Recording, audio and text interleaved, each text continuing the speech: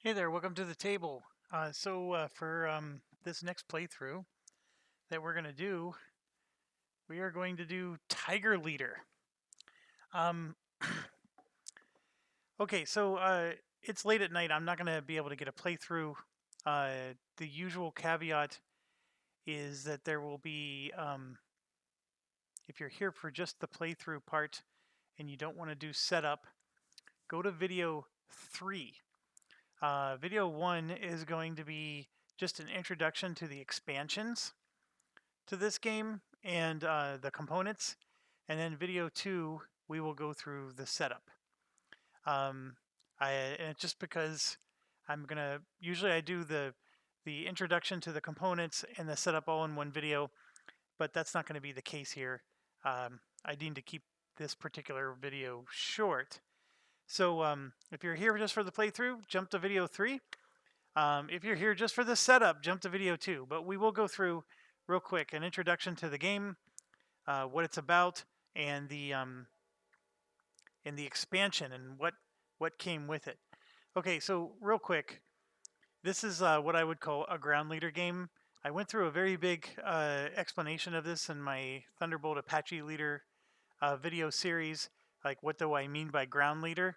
But the biggest thing that I mean by ground leader is that there is a front line, and then we have a German side of the front line, and then there's an enemy side, and there's going to be battalions that are going to be battling, and enemy battalions are going to be advancing against us, or we're going to be pushing them back. Okay.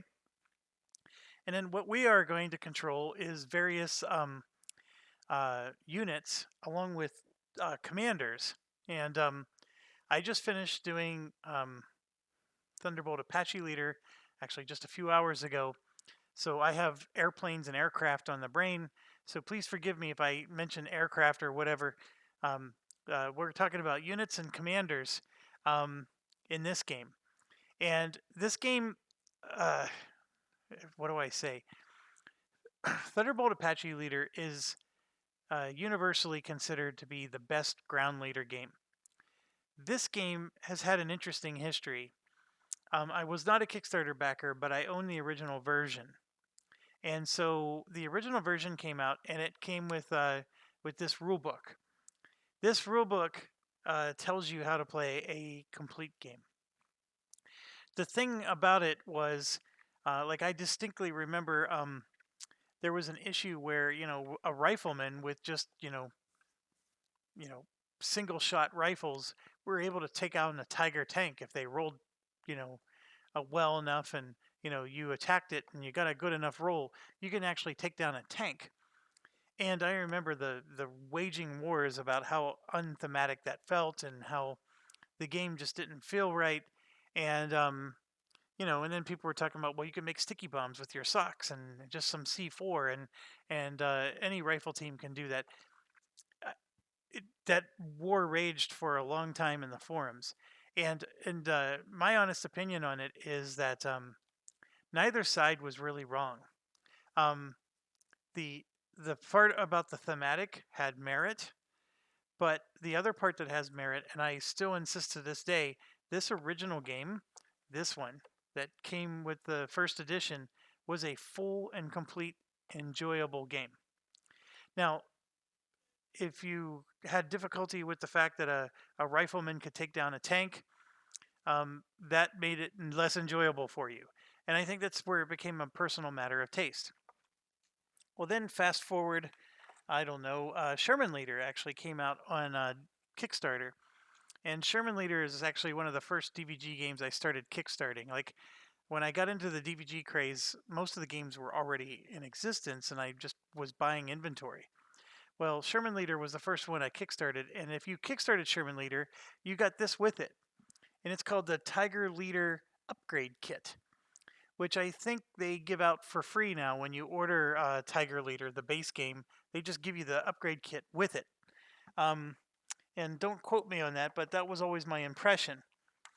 And so what did the upgrade kit do? Well, first of all, it got rid of all the tigers. It's one of the things I complained to Dan about.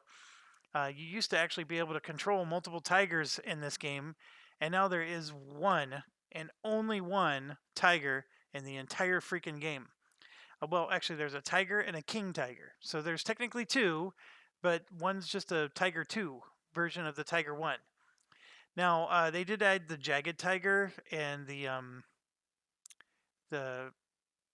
so there's a couple anti-tank tigers that have the word tiger in it, but it's not truly a tiger tank. I mean, although there's arguably a lot of similarities there. Um, so this is, by the way, all the tanks in the game right here, and only 2 of these cards is a tiger and a king tiger. um, so, anyways, it's a gripe of mine. The upgrade kit really reduced it. But what did the upgrade kit do? Well, it added another new rule set, which is this one. It's only like 2 pages, but it's the meatiest 2 pages you'll ever read. There's a lot of changes, and they replaced a whole bunch of the cards. I couldn't even begin to tell you which cards they didn't replace versus replaced. They replaced a lot of them. And what they did was is they added some different concepts. And the largest thing that they did, and this is something that if you just finished watching my Tau Leader expansion, or I'm sorry, video series, we had a lot of problems because the color tone of all the cards matched my green screen. And so I used my green screen to do this effect, right? These cards, they look wonderful on the green screen, and so they pop, and they're real easy for you to read. So I'm really excited about that. I mean, it's making my green screen technology look a little smarter. So what you'll notice here is that they added armor piercing attack versus regular attack, which is the HE attack. So so every unit now has 2 different attack values instead of just 1. And then they added a defense, which I think the defense always existed. Don't quote me on that. I got to look at the basic rules versus the upgrade again but it really drastically changed the way combat works. There's different rules in how units advance now, and like when you set them up, they're going to do certain, like there's a different AI added to them. So what's the verdict? Well, after getting the upgrade kit, I played this game 1 time after the upgrade kit, and I gave it a double thumbs up. Like, the upgrade kit is amazing compared to the base game. And like I said, the base game was a full game, but I have no complaints at all about the upgrade kit. So it did a lot of great things, and everything that it did felt right, and it made the game still what I thought was a good game. It made it a great game. Now, here's the issue with the upgrade kit. Sherman Leader, that game, which I haven't done a series of yet, is exactly the same. The one difference is that Sherman Leader at least doesn't have components that are half from the base game, half from an upgrade kit. Sherman Leader is a complete game. It has almost identical rules to this. In fact, I'd be challenged to find where the rules are different. And so Sherman Leader is truly one of those games where if you're choosing between this and Sherman Leader, pick the theme. Would you rather play the American side or would you rather play the German side? And I own both, and I honestly will tell you I don't need to own both. They both seem to be exactly the same. And now it's been several years since I've played either of those, so but that was a distinct impression that I had. So I played this 1 time just to see how the upgrade kit worked. I gave it a double thumbs up, and then I played Sherman Leader a couple of times, and then of course I boxed it and haven't played either in easily 2.5, maybe even 3 years. It's been a very long time since I've played this game. And in fact, I need to read the rules, which is why I'm breaking up the setup into another video, because I want to make sure I don't miss anything on the setup. Although the beautiful part about DVG games is all the setup steps are right here. So it's not going to be that hard, especially after playing Thunderbolt Apache Leader just a few hours ago. The rules on this and Thunderbolt are going to be very, very similar. You're going to see a lot of mechanics that are the same. The place where it's going to change is in the combat. The combat for this is much more land-based, and the rules are going to be drastically different in that regard. Anyways, let's keep going. So yes, we have these units, and then the part that I guess I'm not saying I'm disappointed in, but the expansion gave us extra equipment, right? So this is what I call equipment, right? So you got the Hetzer there. Well, in the expansion, we got this. So you can see that the Martyr 3 is another piece of equipment, and it has all of the same details.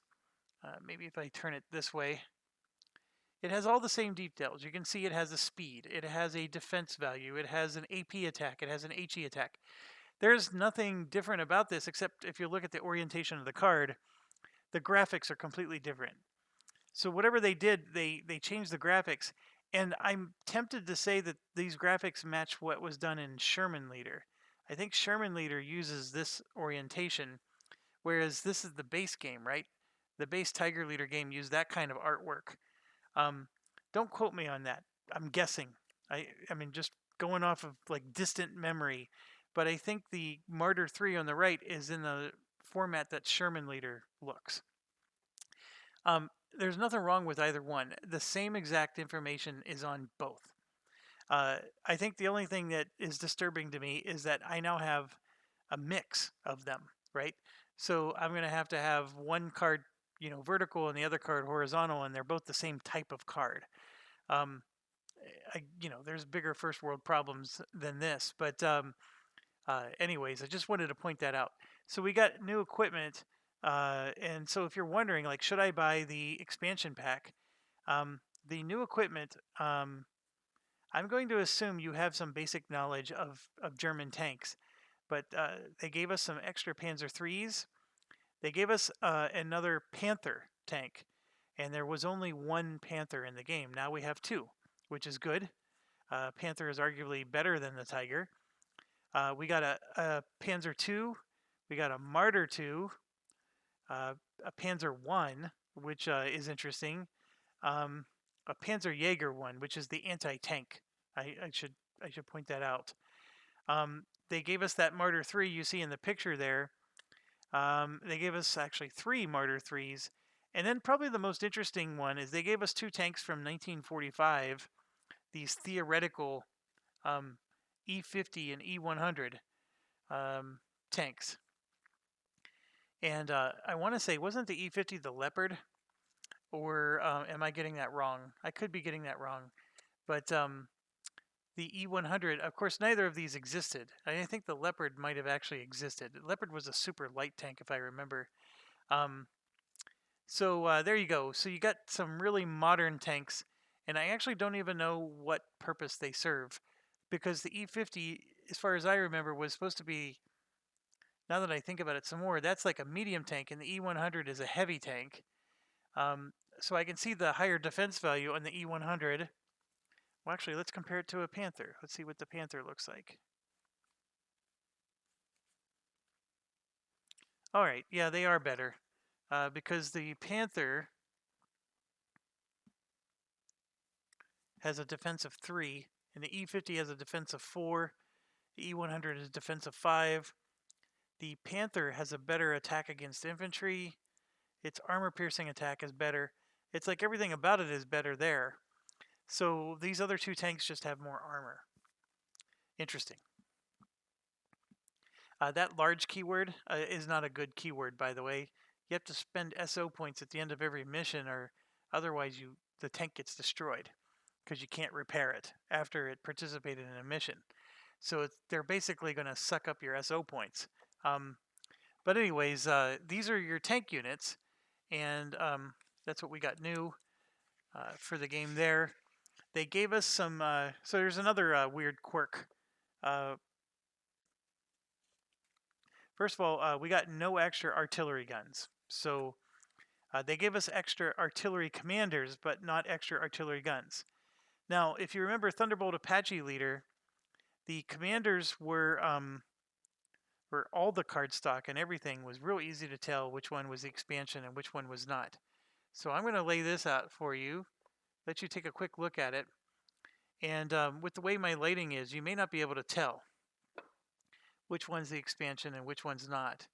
It's much better. It's a lot closer. But just so you understand, these ones here are expansion, And then you can see that the left band here is slightly lighter color for these cards. So these ones have a darker band on the left side. So those are the expansion, and these are the lighter. But if you look at the green background or the even the silver, like these silver here have a little bit more charcoal to them, and these silver are a little bit more what do you call them? They're like a brighter silver. But to be quite honest, to the naked eye, it doesn't look that bad. And these aren't cards we shuffle, so there's no worry about this. I just think they did a much better job of color matching. The one thing that you will notice is when you look at them sideways, like this. Let me get this out here. You could clearly tell the cardstock is black on the edge. So the expansion is on the right side here, and then the basic cards are on the left. So anyways, just pointing that out. On the infantry side, they gave us 2 rifle teams, and that's it. 1 basic rifle team and 1 experienced rifle team. So the other thing that I find interesting is in the base game, we had what's called unarmored, and these commanders they commanded like what was called the unarmored. It's actually really hard to explain, but in the basic game, they had a completely different purpose, and then in the upgrade kit, they gave us what they call light armor. So we got these new cards called light armor cards, which are basically your recon tanks, right? Your recon equipment and your transports. So these commanders are basically responsible for, like I said, the recons, the transports, etc. So they would say unarmored here, but it doesn't match what's here, and that's just something you have to accept. So if you own the base game, you got the upgrade kit. The unarmored commanders are the guys who command the light armor. You just have to mentally understand that. But here's what's funny. In the expansions, they gave us these commanders that say light armor on them. And so they're the same as the unarmored. they just actually say light armor on them. And I don't fault or DBG on this because they really should say light armor. It's just that the basic game didn't. And so when they had an opportunity to make expansion pack ones, they at least named it correctly this time. And with all units, every expansion unit that they give you has the new artwork. So they're horizontal instead of vertical.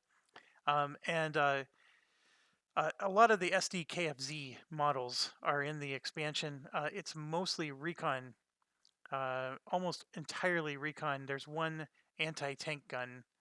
The SDKFZ 251 was added. Everything else, recon. Recon. SDKFZ 234/4/3/2. So that was what was added for this. And then in all categories, they gave us extra commanders. And so that part is okay. The commanders, like I said, light armored versus armor. Now, and we can talk about this more as the game goes on, but the commanders in this game versus like Thunderbolt Apache Leader, they have some interesting concepts. So this one, for example, the cool value is this. So he loses 2 stress after every mission. Now, they can have a negative cool value, which means that they gain stress after every mission, extra stress. So some of the commanders are pretty interesting, and some of the expansion ones I've noticed that came, like this is one of the expansion ones, they go a little bonkers with that. There's a lot of them that have this negative stress or negative cool value. So that's one thing to notice. Another thing is that a lot of the commanders have keywords on the bottom. So mechanic and medic mean something. Like, and I'd have to look up what they are, and I'll know them by the time we start playing again. But like, I'm sure the medic heals units at the end of the mission. Mechanic might, make it so you don't have to pay SO points to repair your tanks at the end of the mission. Your large tanks. I don't, have all that in front of me, but I know the rulebook has those things, and they're all very straightforward. Actually, I just opened the rulebook real quick. Medic. At the start of the repair replace step, each of your medics can do one of the following: freely remove a wounded commander counter, freely remove a casualty damage, or freely remove 2 stress from one commander. That's an awesome skill, medic. Mechanic, at the start of the repair replace step, each of your mechanics can do one of the following: freely remove 1 vehicle damage, or pay the large SO point cost of 1 large vehicle. Dang, I nailed it. After all these years, I still remembered that one. But yes, these keywords are awesome. And sometimes you'll find yourself taking commanders that aren't as good at other things. Like this guy looks awesome, but this is the legendary level, of course. But those 2 keywords might be worth getting, and the fact that he's slow is the payoff, right? He's a legendary commander, but he's never going to be fast. And obviously, the fast in DVG, fast always means better, right? And then his stress that makes him get shaken is a little lower, because a lot of commanders go up to 8 or even 10 stress before they become shaken. This guy becomes shaken after 6. Well, he has a cool value of 2, which is going to help. And then the other thing about him is you can see here that the 0 means attacking. So the way the hexes work in this one is, obviously 0 means you're in the same hex as your enemy. So that's what the 0 means. And then the 1 or more is like a range attack. So you're attacking 1 or more hexes away. So clearly this guy has a really nice bonus on range, not so good at up close. And then once he's shaken, his bonuses become crap, right? It's a 0 and a +1. But maybe you can live with this guy because that mechanic and medic keyword is just worth taking, right? So that's the thing about this one now that's going to make it so much more. Your selection of units and commanders, there's so much more challenging nature to it, because there's keywords in this game that do amazing things, and you're going to want to make sure you grab the right kind. And now some of these equipment, like some tanks are better at long range versus short range. And so if you grab a commander that's better at long range versus short range, there's so many things you're going to have to. It's not just enough to pick your commander. You're going to want to make sure he's matched up with the right kind of equipment, so that way he can give you good bonuses. Clearly, if you take an artillery commander, you don't necessarily want one that has a 0 range attack. You're doing something wrong if that's what you're relying on to win the game. The artillery should be in the back. It should be pounding things from far away. If something is so close that you're doing a 0 range attack, you're in trouble. And then you got your infantry, et cetera, et cetera. We could go on and on. But so with the expansion, you have that. Now, when we get to the event cards and special condition cards, there was about 11 of each added. I know for the special condition card there was exactly 11. I didn't count the event cards, but it seemed to be about the same, maybe a little bit more. But they gave us extras of both. And so I'm going to start with the card stock test. So these are the cards you do shuffle. So if I put it sideways, see the little dark bands? Those are all the expansion cards. So you could clearly know that the expansion cards are in there. Now let's spread them out a bit and see if you can see it through the camera, what the expansion versus base game is. So let's try that. So I think I'm looking through the little viewer here that shows me what you guys are able to see, and I can clearly see which ones are the expansion versus which ones are not. The expansions have the darker wooden color. They're not as gray. One thing I noticed is that the expansion ones seem to be different amongst each other. So like the darker wooden color tends to be lighter color versus dark. But compared to the Thunderbolt Apache Leader, I think these are way more acceptable. They're not as bad. I think the wood paneling color versus the gray is clearly off. But the green, at least, they sort of tried to make the green match. I mean, it's still a little different, but it's not as bad. Now, the difference between this and Thunderbolt Apache Leader, in Thunderbolt Apache Leader, it was egregious.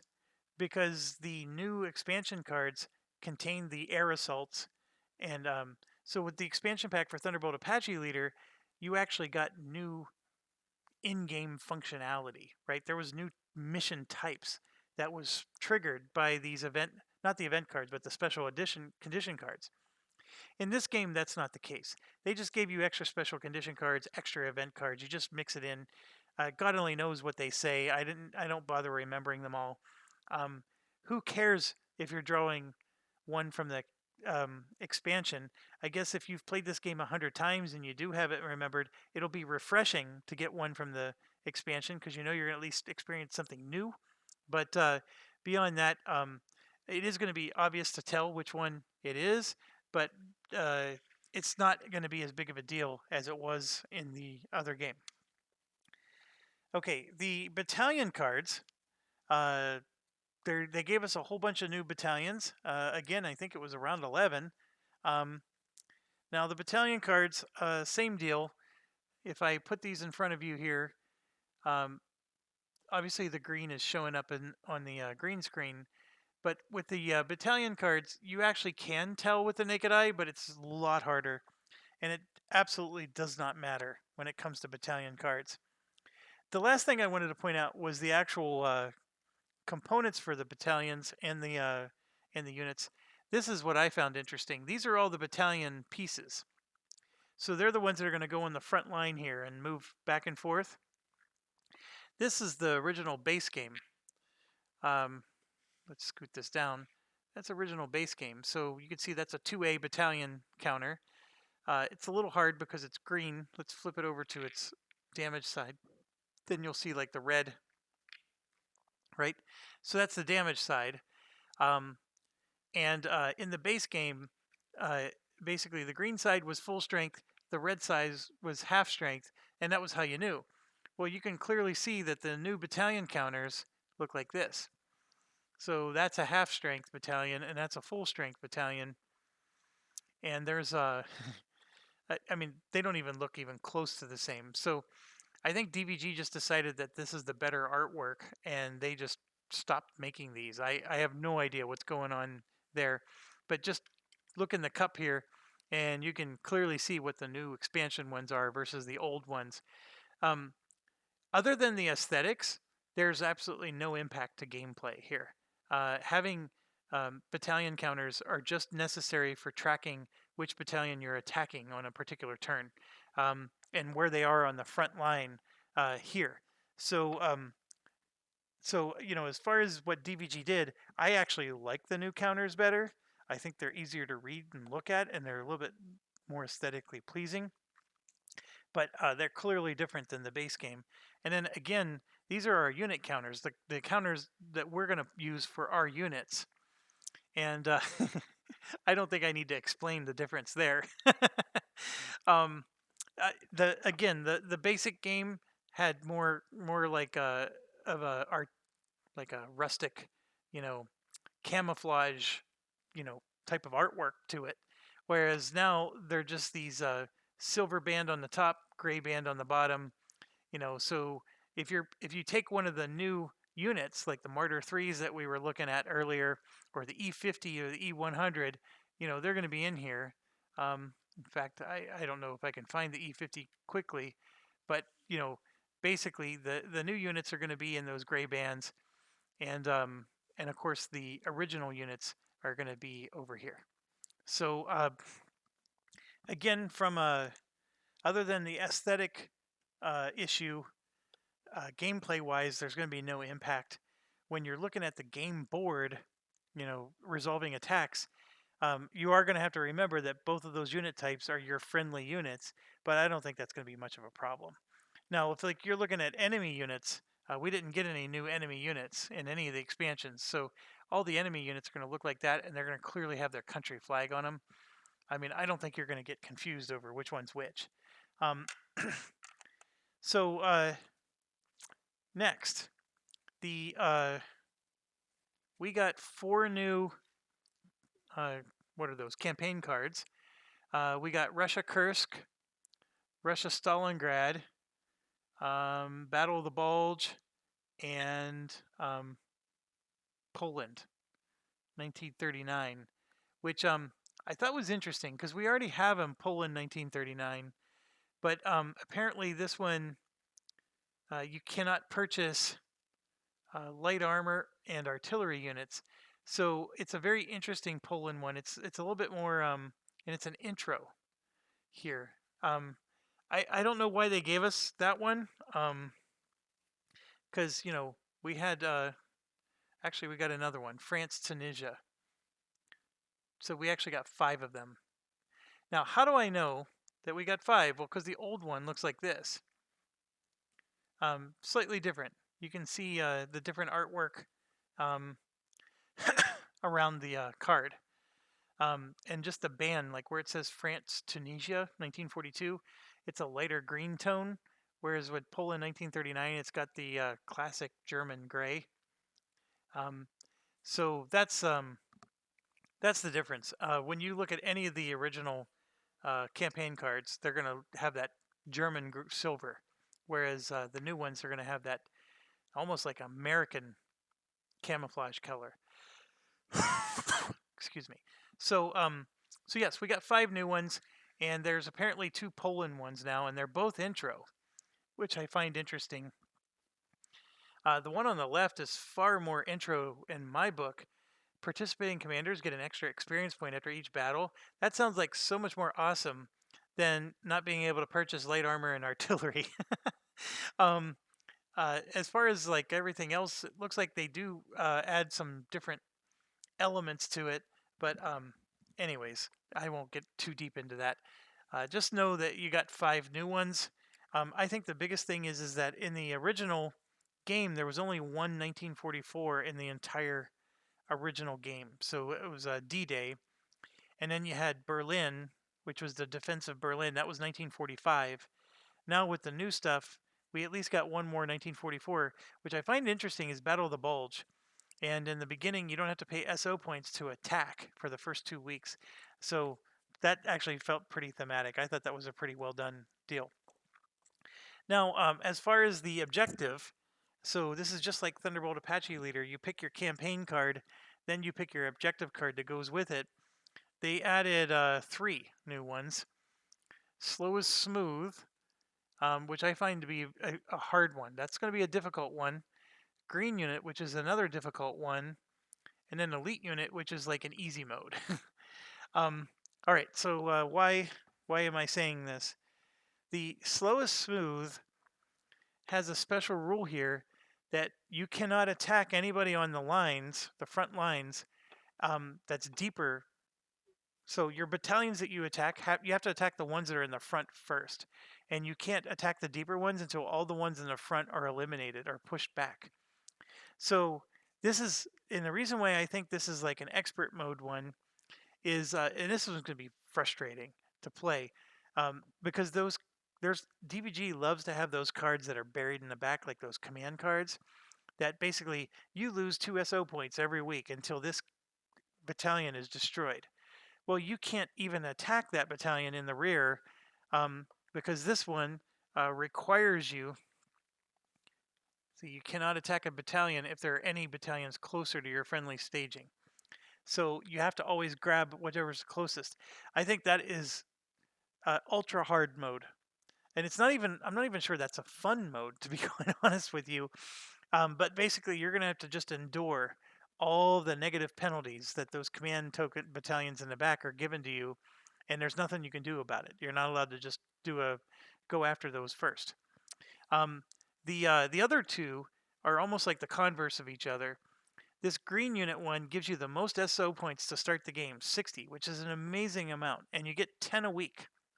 Another amazing amount. And so you might think, okay, well, that sounds like an easy mode, but it's not, because when you hire all your commanders, 10 of them are going to get their skills reduced at the start of the game. And one of the things that you do, so let's say we're doing Poland here. What that means is you're going to get 3 commanders that are recruit, 2 that are average, 1 that's skilled, and then everybody else is green. That's why their asterisk is under the green. And I don't know why it says 3 green. I mean, they could have just put an asterisk there and given you a 3, 2, 1. Everything else is green. Um,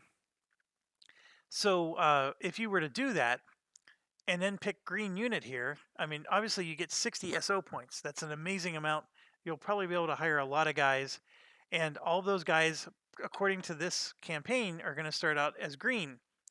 But what this is saying is now you got to take 10 of them and reduce it by 1. So all these green commanders might get reduced to a recruit. That skilled guy might get reduced to an average, and these two average might get reduced to green. That's really what that's doing to you. Yes, you get a whole bunch of SO points every week. It's only a 4-week campaign, so you're not going to get a lot of time to level your guys back up. And what's even crazier is you can only pick campaigns that are 1944 or later. So you have to pick the harder campaigns. So this Poland campaign is not even eligible for it. You would have to pick like the Bulge. So let's grab that one. This one is one of the only ones. There's actually 3 campaigns you can pair with it. That's one of them. So there in the Bulge, you start with a veteran, right? I might be stuck demoting that veteran to skilled because I have to pick a green unit. And then to make it even worse, we're doing a 1944 campaign, and I'm not allowed to pick any units that are more recent than 1942. So no Tigers for you. If you're going to do Battle of the Bulge, you're going to have to do Battle of the Bulge with your Panzer IVs, and that's it. And you're going to like it, mister. So I think that might be, you may have to do more with your, you may have to like get less armor, right? Because armor is not going to be your forte. If you go 1939 to 42, you could probably get some really good anti-tank infantry. So you use them to take out the tanks. You would have to get more creative. You have to probably use more infantry-based commanders, and then also use your artillery to your, because there's a lot of artillery you can get. The 88s are still good in 1942. They were available. So you're gonna probably have to like make do with less armor, and just take advantage of your light armor and your what I would suggest is probably you're gonna go real heavy on infantry if you play this particular one, um, infantry and artillery. So and then of course you make sure your infantry has a well balanced thing so you can take out armor if you need to. Okay, so that's the green unit one. It's a very interesting concept. I give DVG credit. I sort of like what they're trying to do. Now, the elite unit one is the opposite. You start with less SO points, 40. It is 2 weeks longer, so it's a 6-week campaign. It's a nice long one. You get slightly less, but on this one, you take 10 of your guys and you promote them. So they actually get 1 skill level better. This one I think is a much easier mode. Heck, I recommend this if you're playing an intro game.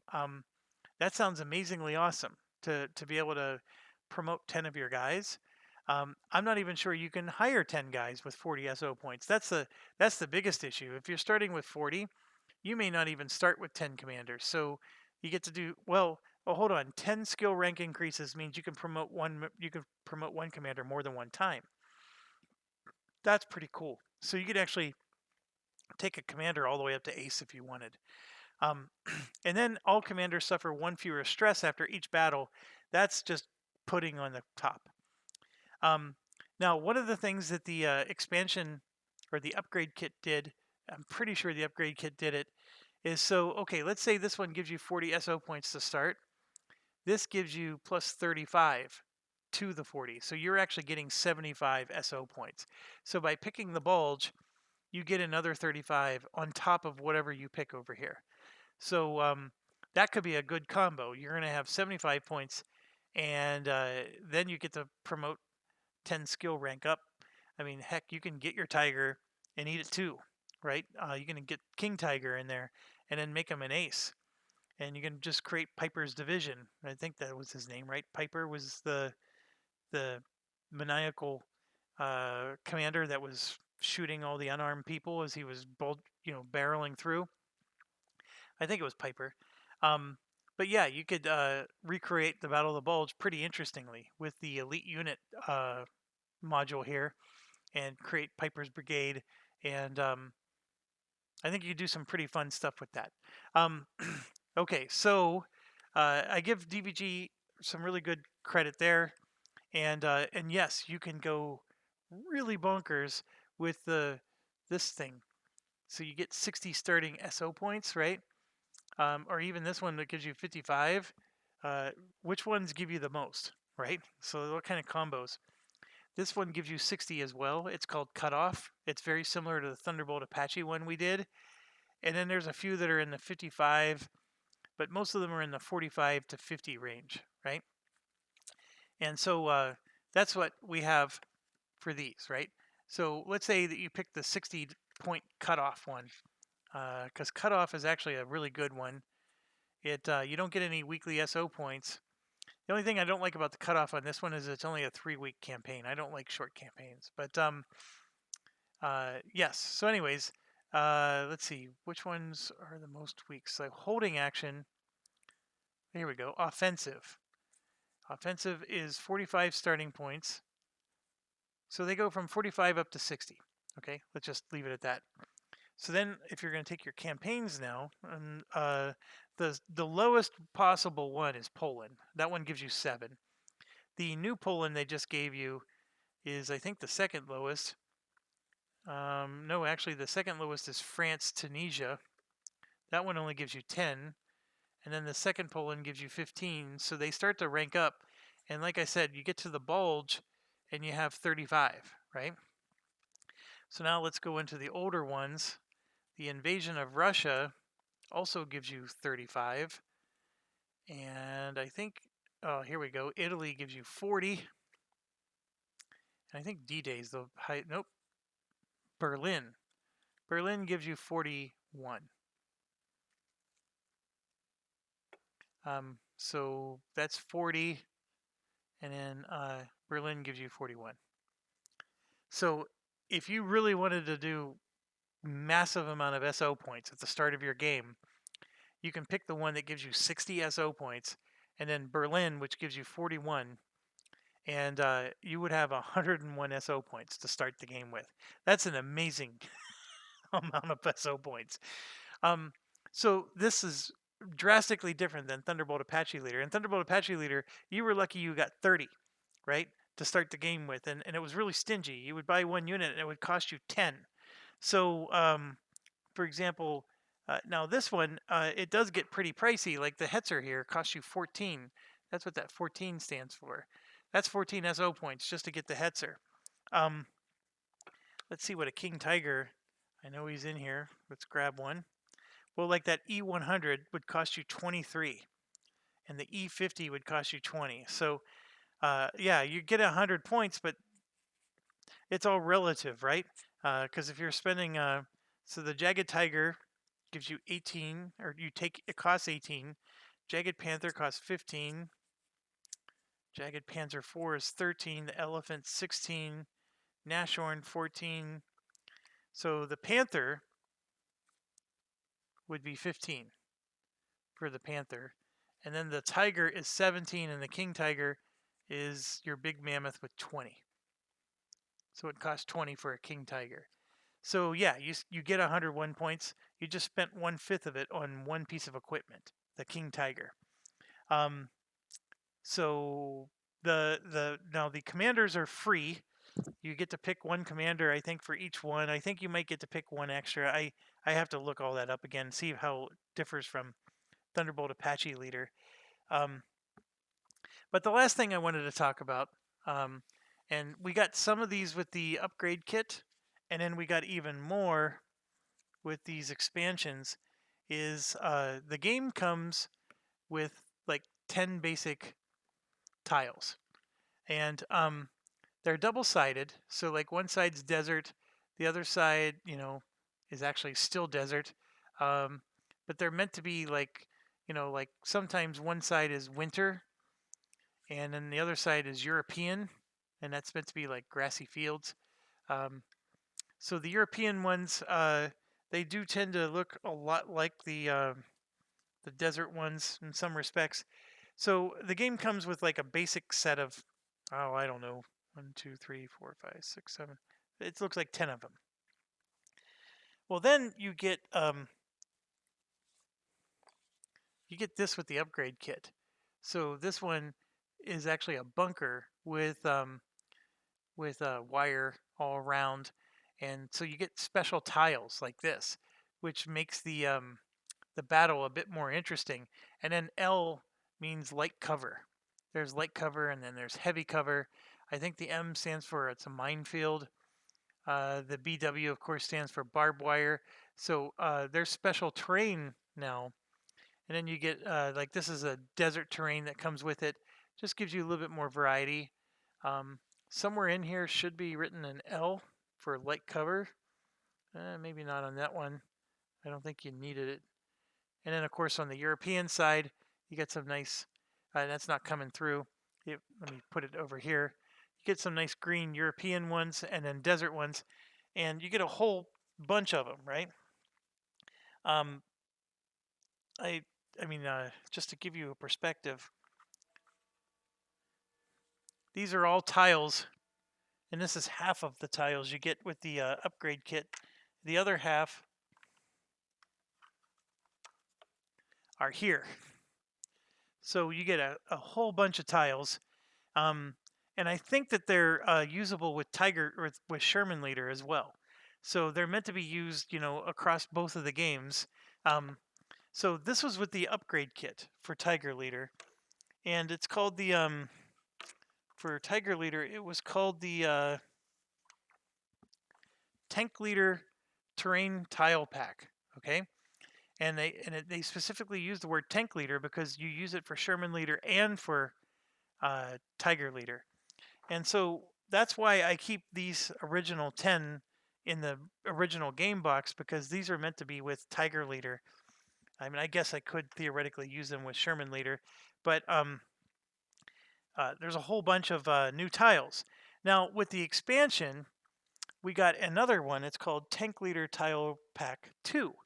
And in this one, they give you urban. Let's see if it looks better over here. So now you have these urban zones. So you're going house to house, and your infantry units add 1 to their attack roll in those areas. And we also got, we got a few, just basic tiles like this. But like this one's an interesting one. It's an industrial one. And you gain a VP if you end with units in all 4 hexes. So like this is just a factory or oil field or whatever. So if you can take the whole thing by the end with a unit in all 4 spots, you gain extra VP. So we got a couple of those. We got a riverfront one where you have to cross a river, but if you get to the other side, you gain 5 SO points if you destroy the enemy battalion that's there. If you fail to do that, you lose 5 SO points at the end of the mission. And then there's some impassable regions, and there's a bogging region, which can cause your armor to get stuck, or I think maybe even any unit could get stuck there. Anyways, so yes, we got some extra terrain. All right, so as promised, the next video is going to be all about setup, and I will also try to pick. Well, no, it'll just be about setup.